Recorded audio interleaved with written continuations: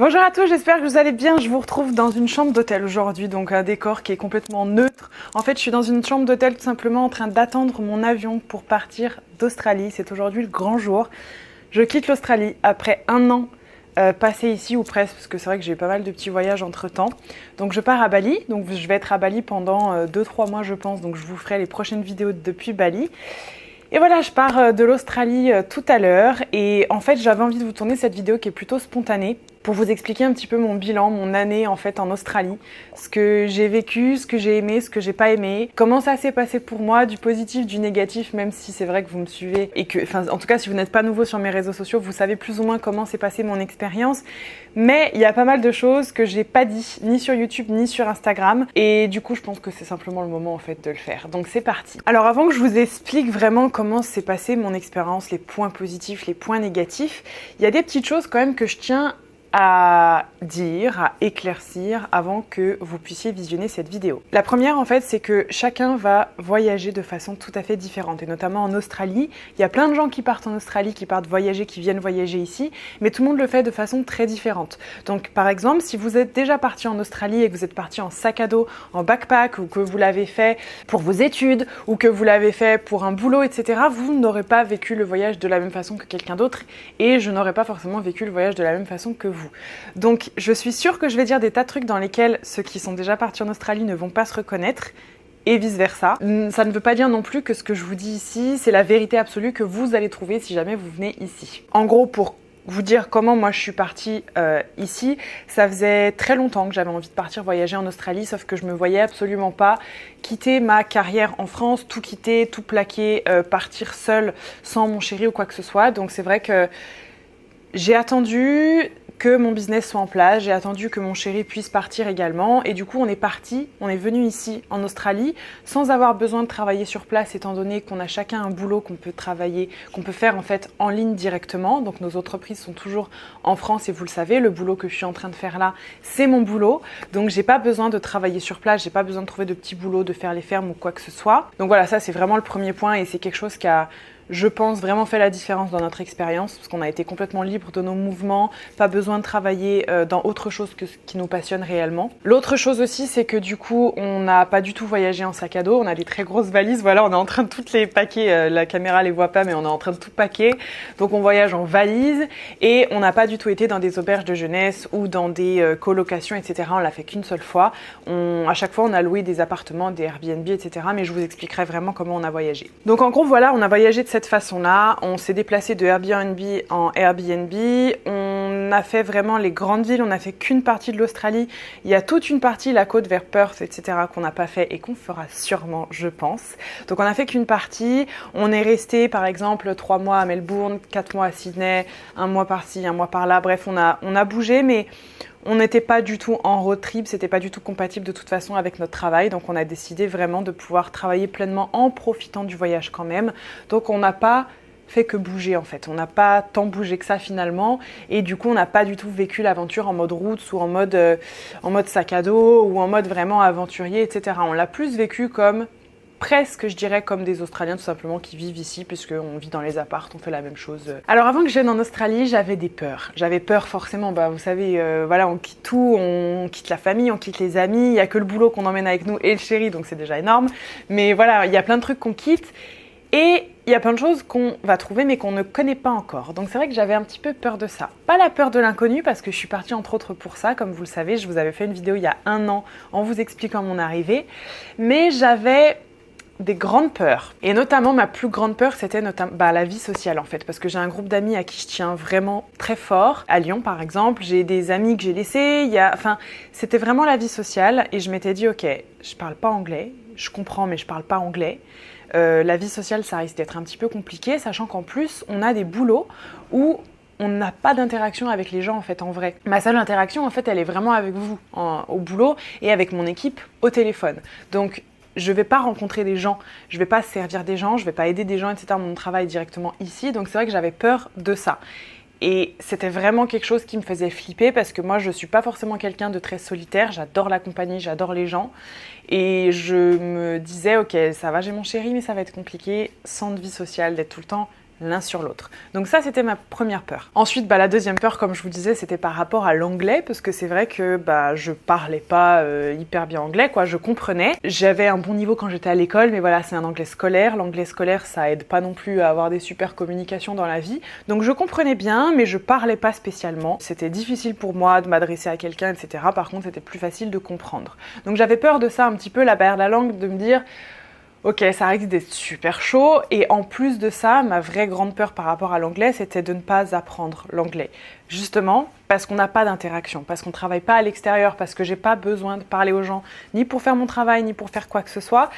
Et en fait, quand on n'a pas d'interaction avec des gens, quand on n'habite pas avec des gens, quand on a dans notre travail, on n'est pas amené à parler forcément anglais, j'avais très très peur du coup de ne pas du tout apprendre. Et c'est vrai que je me suis mis pas mal de pression en arrivant en Australie avec ça, en me disant « Punaise, je sens que je vais passer un an ici, j'aurais pas appris l'anglais et tout ». Ensuite, la troisième peur que j'avais, c'était par rapport à la nourriture, parce que j'ai tellement entendu avant de venir en Australie que quand on partait en Australie, on prenait du poids. J'allais grossir, j'allais avoir plein de boutons sur le visage, j'allais faire énormément de cellulite, que j'allais vraiment prendre beaucoup de kilos parce que c'est le cas de beaucoup de femmes qui viennent ici en Australie. Je sais qu'en plus, la nourriture est bourrée d'hormones, d'antibiotiques, que la législation n'est pas du tout la même qu'en France, que le vrai bio que nous on a en Europe n'existe pas du tout ici. C'est comme aux États-Unis, dans l'organique, ça peut être du plastique organique en gros. Donc voilà, j'avais très peur de ça en fait et de me dire ok, ça va m'intoxiquer, je vais prendre du poids, je vais être trop mal, je vais avoir des problèmes de santé. Voilà, je m'étais un peu fait tout un monde par rapport à ça. Et enfin, les deux dernières peurs que j'avais, c'était encore une fois basé sur des retours. La première, c'était qu'on m'a toujours dit que les Français étaient très mal vus en Australie, qu'on était vus vraiment comme des racailles, des voleurs, qu'on était vraiment très mal vus, qu'on était détestés, que les gens allaient pas nous adresser la parole. Donc j'avais peur de ça, j'étais presque prête à me faire passer pour une Suisse ou une Belge. Bref, j'avais vraiment peur de ça. Et la dernière peur, et c'était ma plus grosse, c'était par rapport aux araignées. Comme vous savez, j'avais vraiment la phobie, et j'ai toujours la phobie des araignées. C'était quelque chose qui m'a mangé, qui m'a vraiment bouffé. J'ai fait le pas de partir quand même en Australie pour affronter cette peur-là, mais j'ai eu extrêmement peur de ça pendant plusieurs mois, et c'est vraiment...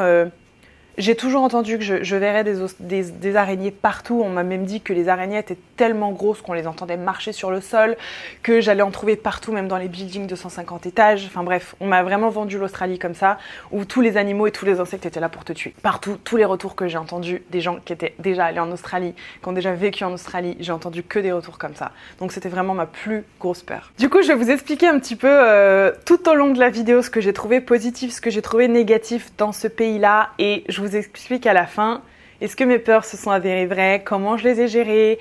Il y a eu des choses qui étaient inattendues, des périodes qui étaient très difficiles, lesquelles ça a été, lesquelles ont été beaucoup plus faciles. Si je dois vous parler un petit peu des points positifs pour moi en Australie, ce que j'ai trouvé, donc personnellement, encore une fois, ça ne dépend que de mon expérience et de ce que j'ai vécu ici, et peut-être que vous, ça sera pas du tout la même chose, ou ça n'a pas du tout été la même chose, mais en tout cas, moi, c'était ça.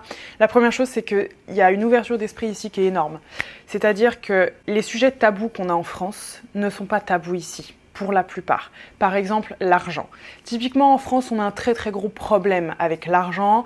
Les riches sont des salauds, faut pas être riche, c'est pas bien de gagner de l'argent, faut pas avoir envie de gagner de l'argent non plus, faut pas parler d'argent, faut pas trop réussir, faut pas être trop heureux, faut pas avoir une trop belle vie, faut pas être trop bien, faut pas trop éblouir, faut pas trop prendre de place, parce que sinon c'est pas bien. Faut pas réussir, faut pas être successful en fait, parce que sinon c'est pas bien, c'est qu'on est un salaud, c'est qu'on est une connasse, c'est qu'on est superficiel, c'est qu'on veut forcément du mal. Donc moi je suis complètement contre tout ça et mon état d'esprit est complètement à l'opposé de tout ça, et c'est une des grandes raisons qui a fait que je suis partie. En tant qu'entrepreneur, je me suis beaucoup plus épanouie ici parce que je trouve que vraiment l'esprit ici pousse à l'entrepreneuriat. Ici, tout le monde est n'importe qui entrepreneur, qui réussisse ou pas d'ailleurs, c'est vraiment, mais tout le monde est entrepreneur. J'ai l'impression que c'est limite un truc un peu à la mode, enfin c'est... Je dis pas que ça c'est super positif, mais par contre ce qui est positif c'est vraiment la mentalité est super ouverte d'esprit en fait, par rapport à tout, par rapport au yoga. Plein de mecs font du yoga, alors qu'en France, quand un mec fait du yoga, il y a encore des moqueries, encore des railleries. La méditation, je suis désolée, c'est pareil. Alors si vous êtes sur cette chaîne-là, c'est que vous êtes forcément quelqu'un qui est ouvert d'esprit, et la majorité des Français ne sont pas comme vous qui regardez cette vidéo-là. Quand on dit qu'on fait de la méditation ou qu'on est dans le développement personnel en France, on passe pour quelqu'un parfois, je dis bien parfois, qui peut être un peu perché comme on dit, qui est un peu bizarre, ou qui est un peu voilà dans son truc, etc. Et c'est un peu compliqué à aborder. On a encore beaucoup de de chemin à faire pour vraiment amener l'ouverture d'esprit dans le développement personnel. La preuve, les événements que j'ai fait moi par exemple avec Tony Robbins, c'est des choses en Australie, enfin tout le monde connaît Tony Robbins, n'importe qui, le chauffeur Uber, la caissière, le patron d'entreprise, la maman de famille, n'importe qui connaît Tony Robbins et connaît les grands du développement personnel ou du business, etc. En France, on considère encore que c'est une secte en fait, et c'est pour ça que c'est même pas accepté en fait. Donc il y a vraiment une très très grande ouverture d'esprit, je trouve, par rapport à énormément de choses. Il y a des choses où c'est pas encore le cas, où c'est pas du tout le cas, mais voilà, en fait, on peut être qui on veut. On peut parler de beaucoup plus de choses, beaucoup plus librement, sans passer pour quelqu'un de bizarre ici. Et c'est vraiment quelque chose que j'ai énormément apprécié. Et c'est entre autres ce qui m'a vraiment poussée à être moi. Ensuite, ce que j'ai adoré aussi, c'est au niveau de tout ce qui est infrastructure, l'accessibilité, les services, etc. Ici, les magasins sont ouverts 7 jours sur 7, 24 heures sur 24. Donc c'est facile. En fait, la vie est facile. Je parle dans les grandes villes. Ici, c'est facile. Il y a des salles de sport partout, mais partout, à tous les coins de rue. Il y a des salles de yoga partout, à tous les coins de rue. Les grandes surfaces sont ouvertes toute la nuit, tout le temps. Donc c'est vrai que ça facilite les choses, ça facilite la vie. C'est quelque chose, moi, que j'ai beaucoup apprécié, qui permet aussi d'être plus relax, parce qu'en fait, on fait ce qu'on veut quand on veut. Autre point positif, c'est la nourriture végétarienne et végane. Partout, les options végétariennes, véganes, dans tous les restaurants, dans tous les cafés, le gluten-free, etc. En France, je sais que c'est encore quelque chose qui est un petit peu trop rare. Voilà, je sais que c'est en train d'arriver, je sais que ça va venir. Et franchement, c'est tant mieux. Ici, c'est déjà partout. Alors aussi, c'est le fait que ce soit un truc très en vogue et tout ça ici. Mais en tout cas, pour moi, ça s'est avéré vraiment un point positif. En étant végétarienne et végane, ça a été beaucoup plus facile ici.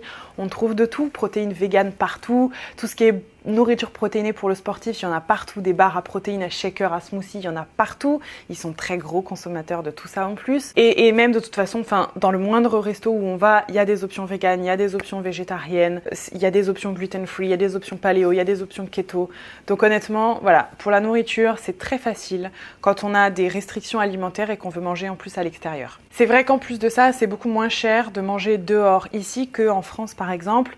Et de manière générale, c'est même moins cher de manger dehors ici que de manger chez soi et de faire ses courses. Manger dans un café ou même dans un resto, alors je dirais plus un café. Les restos sont un peu plus chers, je trouve, qu'en France, mais dans les cafés en tout cas, c'est beaucoup moins cher que le midi. Et puis il y a des cafés partout, chose qu'on n'a pas ici en France entre guillemets, en tout cas pas les mêmes cafés. Manger dehors le midi par exemple, des avocados toast, des salades, des bowls, des tas de trucs, des repas qu'on adore, c'est beaucoup moins cher en fait que de manger chez soi et c'est moins cher aussi qu'en France. Donc ça c'est vraiment cool, on trouve plein de sortes d'aliments dans les grandes surfaces, on trouve plein d'aliments qu'avant je trouvais pas, plein de sortes de pâtes de protéines, de tas de trucs, on trouve vraiment énormément d'aliments différents, beaucoup de fruits et beaucoup de légumes aussi, puisque forcément le climat n'est pas le même ici, donc c'est vrai qu'il y a beaucoup plus de fruits et de légumes qui poussent, donc on trouve tout un tas de choses. Après, c'est aussi beaucoup lié à la dose d'OGM et dont je vous parlerai un petit peu tout à l'heure.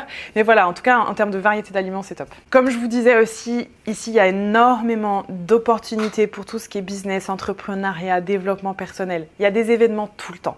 Il y a des événements tout le temps de développement personnel, d'entrepreneuriat, de networking, de business, de motivation. Il y a ça tout le temps. Et c'est le truc en plus, c'est que c'est des grands qui passent, c'est des gens qui sont internationalement connus. Donc ça, j'ai adoré. J'ai vraiment adoré. Ça a été l'occasion de faire des trucs de fou, des événements de fou, de voir des personnes qui m'inspiraient énormément en fait sur scène.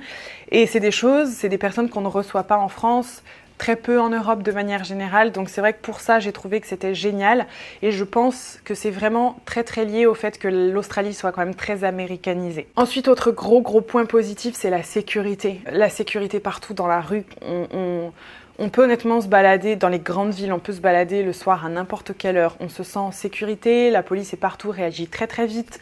Quand quelqu'un se fait agresser ou quoi que ce soit, ou tombe, les gens réagissent en fait, ils ne regardent pas sans rien faire. C'est quelque chose qui est réel, il faut quand même le dire. Donc voilà, la sécurité est très élevée ici, on se sent vraiment en sécurité. Donc ça, c'est vrai que c'est plutôt bien. Et même en tant que femme, il n'y a pas de... En fait, on peut s'habiller comme on veut, on ne risque rien, il n'y a pas d'insécurité. Moi, très souvent, je me suis sentie en grande insécurité en France quand je mettais une robe, une jupe, un short, peu importe, même en pleine journée, avec les regards, avec les sifflements, les agressions, les crachats, les fois où on m'a frappée, enfin... Il y a vraiment un énorme manque de sécurité, et une sensation d'insécurité par rapport à ça, je trouve, par rapport au fait de comment on est habillé ou pas, ou même tout simplement, même quand on est en jogging, hein, c'est des choses qui arrivent aussi. Donc voilà, il y a vraiment ça.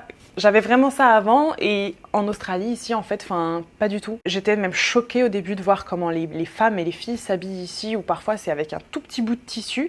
Et en fait, tout le monde s'en fiche. Il y a pas de problème. Alors, je dis pas que c'est bien ou que c'est pas bien de s'habiller comme ci ou comme ça. Ce que je dis, c'est que c'est bien d'avoir un sentiment de sécurité, de pas se sentir justement en insécurité, de sentir qu'en fait, tout le monde s'en fiche, qu'on ne risque rien, qu'on ne va pas se faire agresser. Les hommes sont très respectueux physiquement de ce qu'on est, etc. J'ai jamais entendu un Australien dire « Ouais, elle, c'est une pute parce qu'elle est habillée comme ça ». J'ai jamais entendu ça. Au contraire, en fait, ça a été plutôt le contraire. Quand j'ai entendu quelqu'un juger une fille sur la façon dont elle s'habillait, c'était en gros « Mais pourquoi tu la juges ? Elle fait ce qu'elle veut, tu sais. » Donc ça, j'ai trouvé que c'était vraiment, vraiment bien. Il y a un peu moins de jugement et vachement plus de sécurité. Les autres points positifs aussi, c'est que les Australiens, on peut dire ce qu'on veut, c'est des gens qui sont super accueillants, qui sont adorables, hyper souriants, tout le temps le sourire, qui te demande ce que tu fais de ta journée, quand tu entres dans un magasin, ce que tu as prévu pour ton week-end, pour ta soirée, comment tu vas, comment tu te sens.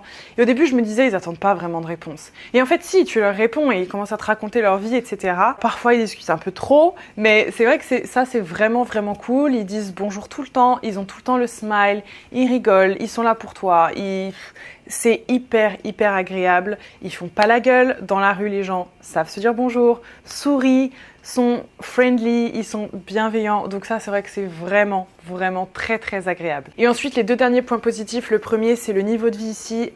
C'est un pays qui a de l'argent. Clairement, c'est un pays qui a de l'argent avec un niveau de vie qui est quand même assez élevé. L'argent est vraiment partout. Il y a beaucoup d'opportunités partout. C'est un pays, on peut dire ce qu'on veut. Le niveau de vie est vraiment élevé. Donc, on va pas se mentir, c'est agréable de vivre dans un pays comme ça c'est sûr et certain. Après, est-ce qu'ils font des bonnes choses avec leur argent ? C'est pas à moi de juger, mais en tout cas, voilà, il y a un niveau de vie ici qui est élevé et qui est agréable. Et le dernier point positif, et c'est un des plus grands, c'est que les paysages ici sont juste dingues et il y a personne. Les plus belles plages de toute ma vie que j'ai vues, c'est ici en Australie. Elles sont désertes, il y a personne, c'est hyper propre. Ah oui, la propreté, c'est aussi un très très gros point fort de ce pays-là. Propreté, truc de fou, paysages sont incroyables, c'est magnifique, diversité en termes d'animaux qu'on voit partout, partout, partout. Se réveiller le matin, même en pleine ville, en plein Sydney, en plein Melbourne, avoir des petits perroquets rouges, verts, multicolores sur son balcon, les voir partout, voir des cacatoès. Franchement, ça n'a pas de prix. Voilà, moi j'ai trouvé que c'est absolument génial et c'est quelque chose qui fait beaucoup de bien. Moi, ça m'a vraiment permis de me reconnecter à la nature. Bon, voilà pour les points positifs. Maintenant, passons un petit peu aux points négatifs. Forcément, il y en a des plutôt très très gros. Donc, le premier gros point négatif, moi, ici, et qui est vraiment en fait à l'encontre de mes valeurs. Donc, c'est vraiment quelque chose qui m'a touchée, qui m'a marquée et que j'ai pas forcément dit sur mes réseaux et je pense que c'est vraiment le moment, c'est la drogue. Ici, la drogue est en présence incommensurable. Il y a de la drogue partout, partout, partout, partout. Drogue dure partout. C'est une énorme quantité de personnes, une énorme majorité de personnes qui consomment de la drogue ici. Que ce soit les jeunes qui ont envie de sortir, que ce soit les étudiants, les enfants, que ce soit les parents, les mamans, les travailleurs, peu importe, en fait, la drogue ici est partout. On a de la drogue dans nos pays, on a de la drogue en Europe, etc. Mais ici, c'est normal, en fait. C'est normal, tous les Australiens que j'ai rencontrés sont des gens qui ont été dans la drogue, mais je parle vraiment dans la drogue dure et qui s'en sont sortis. Il y a des rehab, donc des centres de désintoxication partout, à tous les coins de rue. Les enfants, pour vous dire, les enfants testent la drogue entre 11 et 13 ans. Et quand je vous parle de drogue, je vous parle de cocaïne par exemple. Donc alors peut-être que je vivais sur une autre planète avant, mais en tout cas moi c'est des choses qui me choquent, mais un truc de dingue. Et voilà, et en fait, tous les Australiens que j'ai rencontrés, et je vous dis vraiment, ça peut être dans les événements Tony Robbins, des mamans, des femmes dans des salles de sport, au yoga, dans mes retraites, etc. On en a parlé, on a abordé ce sujet-là, et c'est vraiment le truc négatif qui ressort à chaque fois. Les gens sont dépités de voir à quel point la drogue a pris une ampleur ici et à quel point c'est énorme. Et pour moi, c'est quelque chose qui est vraiment très, très, très, très négatif, très présent, très négatif. En soirée, c'est vraiment partout, partout, partout. Et comme je vous dis, selon moi, il n'y a pas de drogue douce. Les drogues douces n'existent pas, mais On est vraiment sur des drogues dures. Voilà, donc c'est vraiment quelque chose moi qui m'a énormément choquée, qui m'a vraiment refroidi. D'ailleurs, j'ai vécu un truc qui était vraiment difficile et très choquant pour moi quand j'étais à Melbourne. À 8h du matin, je suis sortie de mon appartement, je suis tombée sur un junkie en train de se mettre une seringue dans le bras et de se donner sa dose. Et moi, ça m'a profondément choquée parce que j'avais jamais vu ça avant. J'ai passé ma journée à pleurer, j'ai été choquée, j'ai fait des cauchemars pendant plusieurs jours. Je suis très très très sensible à ça, j'ai très peur de ça, je déteste ça. Et voilà, et du coup l'Australie pour moi ça a été un très gros point négatif par rapport à ça. J'ai une aversion par rapport aux drogues, j'ai une tolérance zéro par rapport aux drogues. Je sais que je suis dans le bon chemin par rapport à ça. Et voilà. Ensuite, le deuxième gros point négatif, c'est l'hypocrisie par rapport à l'environnement, tout ce qui est bio, tout ce qui est vegan, etc. Alors, il y a une énorme hypocrisie par rapport, en fait, de la part de l'État, du gouvernement, etc. En fait, qui soi-disant fait des tas de trucs et considère que c'est bien de faire des tas de trucs par rapport à l'environnement. En plus de ça, c'est quand même un nouveau pays, c'est un pays qui est neuf, c'est un pays qui est forcément au courant de tout ce qui est conditions climatiques, réchauffement climatique et compagnie. Et c'est un pays qui fait n'importe quoi par rapport au réchauffement climatique, qui est en train de construire la plus grosse mine qui n'ait jamais existé de toute l'histoire, qui est en train de détruire complètement la barrière de corail avec des produits chimiques qui laissent passer des pétroliers au-dessus de la barrière de corail, qui tue des animaux en masse, qui tue des animaux en voie de disparition en masse, qui pour le recyclage c'est absolument zéro, qui ne fait qu'enterrer ses déchets, qui pollue énormément, qui rejette énormément de déchets dans la mer, etc. Donc il y a une énorme hypocrisie de la part du gouvernement et d'ailleurs beaucoup d'Australiens commencent vraiment à en avoir conscience et il y a beaucoup de vidéos qui tournent là-dessus aussi. Il y a une vraie inquiétude. Et il y a aussi une hypocrisie un peu du système général, c'est-à-dire qu'il y a des pailles en bambou dans tous les cafés et les pailles en bambou, elles sont reçues emballées dans des petits sachets en plastique individuels. En fait, c'est pour tout comme ça. Voilà, c'est un peu pour tout comme ça. Tout est bio, organique, tout ça, mais c'est du bio organique qui arrive dans des sachets en plastique, dans des trucs qui polluent, Je trouve ça bien d'un côté parce que ça sensibilise les gens à commencer à consommer mieux. Mais il y a une grosse hypocrisie aussi derrière tout ça. Voilà, donc c'est un petit peu le point moi qui m'embêtait. Il y a vachement de trucs en fait où j'ai l'impression que l'Australie est encore un peu en retard là-dessus. Par exemple, ils sont très en avance sur tout ce qui est dev perso, ouverture d'esprit, entrepreneuriat, business, argent, mais ils sont hyper en retard par rapport à tout ce qui est climat, alimentation bio, etc. Même les animaux, je veux dire, pour protéger les plages, les requins sont encore tués, sont encore accrochés à des crochets.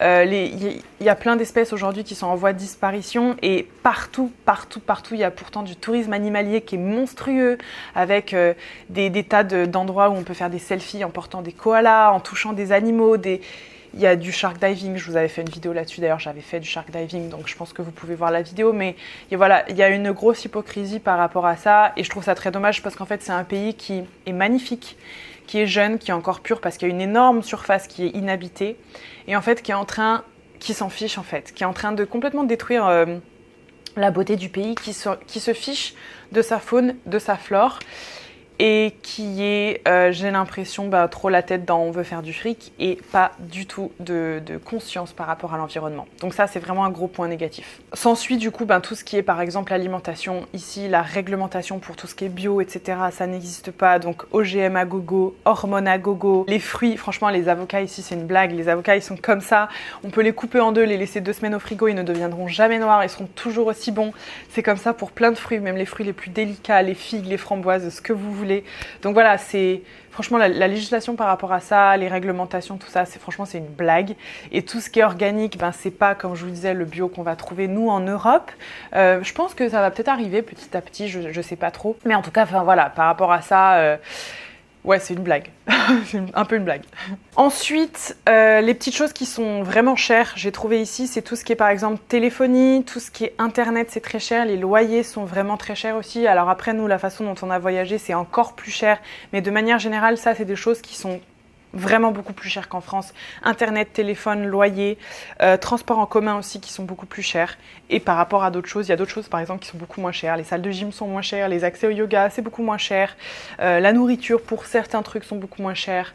En fait, ça dépend. Autre point négatif aussi, c'est les transports ici. Donc en fait, vu que c'est un pays qui est tellement grand qu'on se déplace vraiment en avion, où les gens prennent la voiture aussi, mais il n'y a pas de TGV par exemple. Ils n'ont pas de TGV, les transports en commun sont encore pas ouf je trouve, alors que c'est un pays qui est quand même assez neuf. Là, je fais surtout référence par exemple à Melbourne. Par exemple, Londres, qui est une vieille ville, les transports en commun sont juste incroyables. Et Melbourne, ouais, franchement, les transports en commun, c'est vraiment... ça craint. Voilà, ça craint. Et ensuite, les 2 derniers points négatifs. Le premier, c'est la Wi-Fi. Depuis qu'on est en Australie, c'est insupportable. Ils n'ont pas la fibre ici, ils connaissent pas. Les connexions Internet sont mauvaises, les Wi-Fi sont lentes, les 4G sont pas bonnes. Franchement, le réseau ici, c'est super mauvais. C'est excellent en Nouvelle-Zélande et c'est super mauvais en Australie. Et pourtant, c'est un pays qui est hyper neuf et franchement, ça fait 1 an qu'on est là et 1 an qu'on ne comprend pas. Et c'est un truc de dingue, même en pleine ville, même en plein Melbourne, même en plein Sydney, la Wi-Fi est dégueu. Voilà. Donc, c'est un truc qui nous a pas mal bloqué pour notre boulot. Mais on a trouvé des moyens de s'y faire et de s'adapter finalement. Mais on a passé de l'argent mais comme pas permis justement dans des forfaits internet et des choses comme ça parce qu'on était obligé. Même moi, j'ai chargé mes vidéos YouTube en me mettant sur ma 4G. J'ai quasiment pas utilisé de Wi-Fi. Et enfin, du coup, le dernier point un peu négatif, je dirais pour moi, là, je suis plutôt mitigée. En fait, c'est, je dirais, la différence de culture, mais c'est surtout qu'en fait, c'est un pays qui est tellement jeune que ça se ressent vraiment. Ça se ressent par rapport à la culture, ou je dirais plutôt un petit peu au manque de culture. C'est très indélicat de dire ça, mais c'est un petit peu comme ça que je l'ai ressenti. Notamment, par exemple, aux personnes de ma génération et de manière générale... les Australiens, c'est vrai que je trouve qu'il y a un peu un manque de culture générale. C'est très centré en fait sur leur pays ou sur l'Amérique par exemple, mais c'est vrai que même dans les événements où je suis allée, même dans les networking, même dans les choses comme ça, j'ai trouvé qu'il y avait vraiment... les discussions restaient quand même assez très superficielles. Dès qu'on commence à parler de nos émotions, c'est oulala, c'est step back, faut pas trop parler de ses émotions, faut pas trop dire qu'on va pas bien, ça fait très très peur, etc.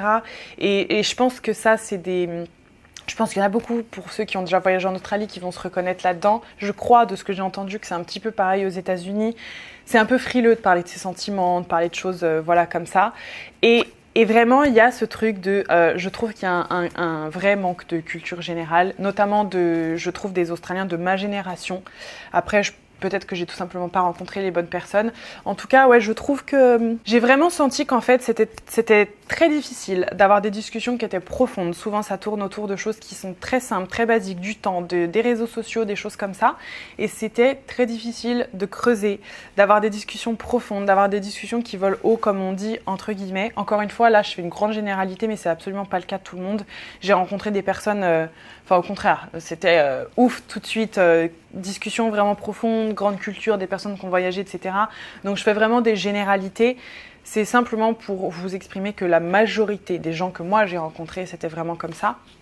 Mais encore une fois, il y a plein d'exceptions, il y a plein de gens absolument merveilleux et qui sont très cultivés, etc. Et ça, je pense que c'est dans tous les pays de toute façon. Mais c'est vrai qu'on ressent le fait que c'est un pays qui est très jeune. On le ressent vraiment. On le ressent par rapport à l'éducation, à la culture, au comportement, aux relations hommes-femmes aussi ici, qui sont très différentes. Ça, c'est un autre sujet dont on pourrait parler pendant des heures. Mais voilà, il y a vraiment ce truc. Moi, j'ai vraiment ressenti ça. C'est un truc assez gros et voilà, de toute façon j'ai pas assez d'une vidéo pour pouvoir en parler. Et maintenant du coup, si je dois vous parler un petit peu du coup de comment ça s'est passé par rapport à mes peurs. Alors, la peur des araignées. Écoutez, ça fait 1 an que je suis là et en 1 an, je n'ai vu qu'une seule araignée, qu'une seule grosse araignée que j'ai croisée donc à Byron Bay la semaine dernière devant la porte de ma maison à 22h et qui marchait sur le sol. C'est tout. On n'en a pas eu dans les apparts où on a été. On n'en a eu nulle part, même dans les endroits que j'ai fait au milieu de la nature, au milieu de la plus grande forêt tropicale d'Australie, au milieu des petites maisons sur des îles pour ma retraite, etc. Après, attention, comme je vous disais, c'est forcément aussi beaucoup lié, je pense, au fait que nous, on n'a pas travaillé dans les fermes. On est vraiment resté beaucoup dans les grandes villes, mais même quand on n'était pas dans les grandes villes, on ne restait pas longtemps. On restait 1 nuit, 2 nuits, 3 nuits dans les petites maisons dans la forêt, quoi, en gros. Donc voilà, mais les animaux dangereux ne sont pas partout, ne veulent pas votre mort. Pas le pays de la démesure avec des araignées qui sont grosses comme toi. C'est pas vrai. On fait un énorme plat de tout ça. C'est pas vrai. Alors je pense qu'on y est beaucoup plus confronté quand on travaille dans les fermes, quand on fait du fruit picking, des choses comme ça. Mais en tout cas, c'est pas vrai. On fait un monde vraiment de l'Australie, que c'est trop dangereux, tout ça, c'est pas vrai. Ensuite, par rapport à ma peur, par rapport à la vie sociale, eh bien écoutez, ça s'est avéré vrai. Ça s'est avéré que cette année, ça fait 1 an, j'ai cruellement manqué de vie sociale. Ça a été difficile pour moi, ça a été très difficile pour moi, ça a été difficile pour notre couple aussi. Alors j'ai eu des contacts, on a rencontré des potes et tout à Melbourne, on s'est fait des amis à droite à gauche. J'ai surtout eu la chance que ma meilleure amie d'enfance que je connais depuis que j'ai 11 ans, qui habitait à Londres, nous rejoignent et viennent habiter avec nous en fait en Australie au mois d'avril. Donc voilà, et on va continuer de se suivre, etc. Donc c'était absolument génial. J'ai rencontré beaucoup de gens dans les événements, etc. Mais de manière générale, ma vie quotidienne n'était pas très sociale. Et du coup, c'est vrai que ça, c'est quelque chose qui m'a profondément manqué. C'est aussi pour ça que j'ai très très hâte d'aller à Bali. Je vais retrouver beaucoup de gens que je connais, je vais revoir mes parents, je vais rencontrer toutes les femmes qui seront à ma retraite, je vais voir des amis, des potes des réseaux sociaux, des choses comme ça. Donc ça, j'ai très très hâte. La vie sociale s'est avérée un peu difficile. Je l'avais prédit, je l'avais prévu. Donc voilà, j'ai essayé de faire des événements, d'aller dans des salles de sport, de yoga, de choses pour essayer d'être au contact de gens. Mais j'ai pas eu une vie sociale ultra riche toute l'année, ça c'est sûr et certain. Ensuite, par rapport à l'anglais, j'avais très très peur de ne pas apprendre. Effectivement, je n'ai absolument pas appris grâce à mon métier ou dans la vie de tous les jours. En fait, j'ai appris avec Netflix. J'ai commencé tout simplement à regarder Netflix vraiment qu'en anglais. Donc j'ai vraiment appris. Et j'ai surtout beaucoup appris dans les événements où je suis allée, les semaines entières de séminaires, etc. Ce qui fait qu'aujourd'hui, je parle complètement, je sais complètement m'exprimer, etc. Je sais, enfin voilà, j'ai un bon niveau d'anglais, les conversations sont fluides, etc. Il n'y a aucun problème. Alors je parle pas du tout couramment. Je pense que ça, il faut une vie pour parler couramment, mais en tout cas, je me débrouille très bien, je comprends très bien, et du coup, enfin, j'ai plus du tout de blocage par rapport à ça. Donc j'ai très vite progressé, et tant mieux. Je pense que c'est aussi parce que j'adore apprendre des langues. Donc voilà. Tant mieux. Par rapport à la nourriture, le fait que je sois végane, végétarienne m'a énormément aidée. Après, j'ai pas eu d'intolérance particulière, je n'ai absolument pas pris de poids et comme je vous disais, je sais que c'est aussi parce que j'ai pas mangé de produits laitiers, que je mange pas de viande, que j'ai beaucoup contrôlé tout ce que je mangeais, qu'on a mis vraiment du budget pour acheter des produits qui étaient sains au maximum, faire des marchés, des choses comme ça. Donc honnêtement, ça allait. Après, en effet, c'était très compliqué de trouver des fruits qui étaient normaux, de trouver des choses qui n'étaient pas bourrées de pesticides, etc. Voilà, c'est des choses qui étaient un peu plus compliquées, mais finalement, ça s'est très bien fait. Ma peur par rapport à la vision des Français, c'est pareil, ça honnêtement, on me l'avait dit, mais en fait, pas du tout. Ils adorent le français, ils adorent la France, ils adorent l'accent français quand on parle en anglais. En fait, ce qu'ils n'aiment pas, en fait, le truc, c'est qu'il y a énormément de Français qui viennent ici. Et en fait, par exemple, après leurs études ou quoi que ce soit, il y a beaucoup de Français en fait qui sont là et qui volent pour pouvoir manger, qui volent dans les magasins ou qui s'en fichent un peu. Et puis, qu'on se le dise clairement, il y a une énorme quantité de personnes qui viennent ici, de Français qui viennent ici, qui font ce qu'ils ne feraient pas dans leur pays ou qui se comportent de façon... c'est la liberté, donc forcément, voilà, il y a du vol, il y a du bruit, il y a... des fois, il y a un petit comportement un peu racaillou, tout ça. Et du coup, je pense que c'est vraiment ça, en fait, qu'ils n'aiment pas forcément.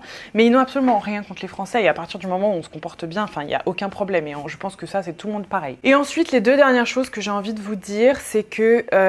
ça a été une expérience pour mon couple qui a été très difficile, mais qui au final nous a énormément soudés. Mon couple a beaucoup souffert de ce voyage-là parce que forcément pas de vie sociale tout le temps l'un sur l'autre, ça a été très compliqué. Le fait que voilà, on ait eu des différences par rapport à certaines choses, en termes d'état d'esprit, de choses comme ça, etc. C'est vrai que ça a été très difficile. Je vais pas vous mentir quand on dit oui, mais partir avec quelqu'un forcément c'est beaucoup plus facile, c'est pas vrai du tout. On a traversé vraiment des périodes les plus difficiles de tout notre couple, mais qui nous ont fait grandir, qui nous ont fait apprendre, qui ont fait qu'aujourd'hui on est beaucoup plus soudés. Donc voilà, c'est pas une aventure facile pour un couple, mais quand on s'en sort encore plus soudés, encore plus fort, encore meilleur. Donc je suis ravie. Et enfin la dernière chose, ça je pense que vous le savez, je vous apprends rien de neuf. Pour moi, le mot qui décrit vraiment cette année en Australie, c'est growth. Ça veut dire croissance en anglais. Je parle pas de croissance de chiffres ou de quoi que ce soit. Je parle de croissance personnelle en fait. Ça a été une année pour moi de transformation, de changement, d'élévation. Je suis aujourd'hui complètement différente de la personne que j'étais avant de venir ici. Ça a été le voyage, le fait d'être loin de chez moi, le fait d'avoir le manque de ma famille, de mes amis, d'être loin de mes repères, de ne plus avoir de chez moi, de ne plus avoir d'habitat, d'avoir dématérialisé tout un tas de choses, etc. J'ai été à 1000 lieues de ma zone de confort. J'ai grandi un truc de fou, je me suis découverte, je suis devenue moi, je suis devenue authentique, j'ai été alignée avec mes valeurs, j'ai pris des virages dans mon métier, j'ai pris des virages dans ma tête. J'ai décidé de vivre pour moi, d'être heureuse, d'arrêter d'essayer de satisfaire les autres en ayant une identité particulière. Donc ça a été la plus grande année de changement de toute ma vie. J'aurais jamais autant grandi que cette année. Et de toute façon, si vous me suivez, vous le savez, vous le voyez sur les réseaux sociaux, etc. Je vous dis encore d'ailleurs merci pour votre soutien par rapport à ça. Mais vraiment, le plus gros point que je retire de tout ça, c'est que ça aura été une année de transformation pour moi. Ça aura été une année où j'étais dans ma chrysalide et là j'ai l'impression d'être le papillon. C'est vraiment ça. Voilà. Donc écoutez, voilà pour cette vidéo qui a été très longue. J'ai essayé de vous dire un maximum de choses. Je suis sûre que j'ai oublié plein de trucs que j'avais à vous dire, mais tant pis, c'est pas grave. Si vous avez aimé la vidéo, n'oubliez pas, vous likez, vous me laissez un commentaire pour me donner votre expérience, votre retour, votre sensation, votre vécu, votre envie de venir ici, peu importe. Je vous fais des très gros bisous. Ne loupez surtout pas la vidéo de la semaine prochaine. Et surtout, je tenais à vous le dire, semaine prochaine, c'est ma première retraite holistique transformative à Bali. Donc allez me suivre sur Instagram, allez suivre le compte de la retraite, c'est bloom.retreat. Si vous voulez suivre toute l'actualité, je vous fais des gros bisous. Merci encore de m'avoir écouté jusqu'à la fin. Ciao et bonne fin de semaine.